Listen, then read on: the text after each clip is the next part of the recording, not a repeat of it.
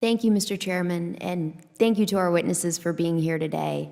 Mr. Duffy, I really appreciate your testimony about the importance of competition in the defense industrial base, and I'm grateful to the chairman and the ranking member for their leadership on acquisition reform, which is such a crucial part of promoting competition, which is going to go to the heart of cutting down on waste, fraud, and abuse, and it's going to strengthen our military readiness across the board. I wanted to ask you, just thank you for your written testimony on the major defense acquisition program reviews that are underway.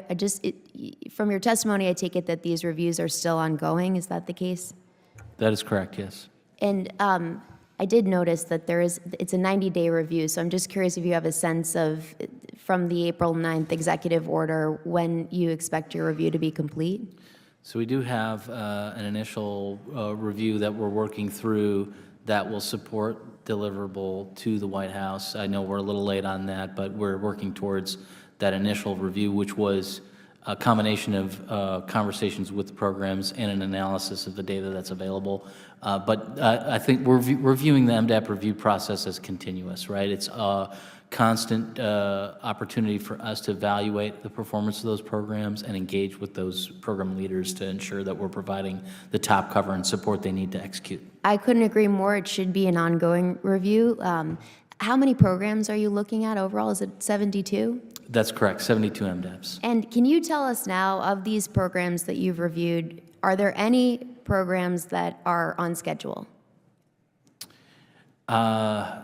I'm sorry, I don't have the aggregate data. I'd be happy to provide that to you. I do believe we do have some successful programs that we're championing, like the B-21 is one that I believe we have, Mr. Bailey may correct me, but I believe we view that as a model program that performs on cost and schedule. That's great. Well, be eager to hear what you're learning throughout this review and ways we can work together to raise up the gold standards, and to identify and raise up the gold standards. You know, I wanted to ask, there have been some questions about the right to repair. This is something I'm very passionate about. I'm grateful that this has been a truly bipartisan issue. When I think about it, it really goes to the core of readiness. It goes to the core of cutting down on waste, fraud, and abuse.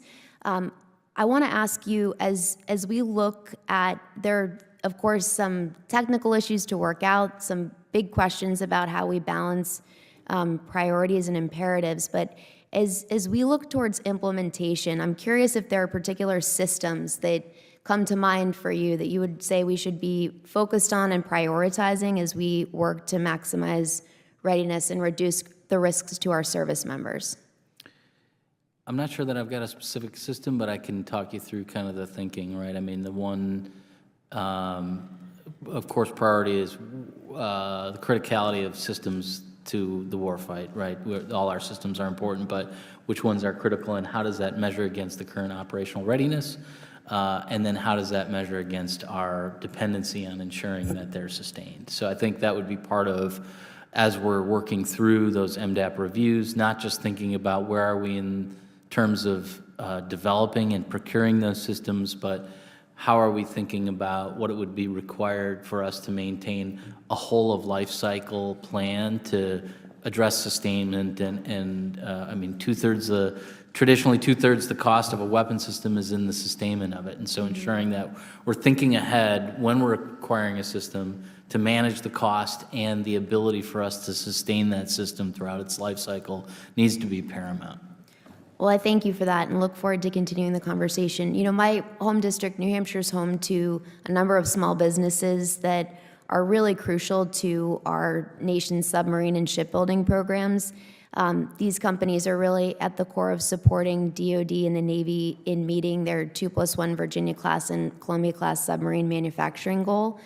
In the past few months, I know the department has awarded a number of contracts to prime shipyards to cover large inflationary cost increases over the past 5 years.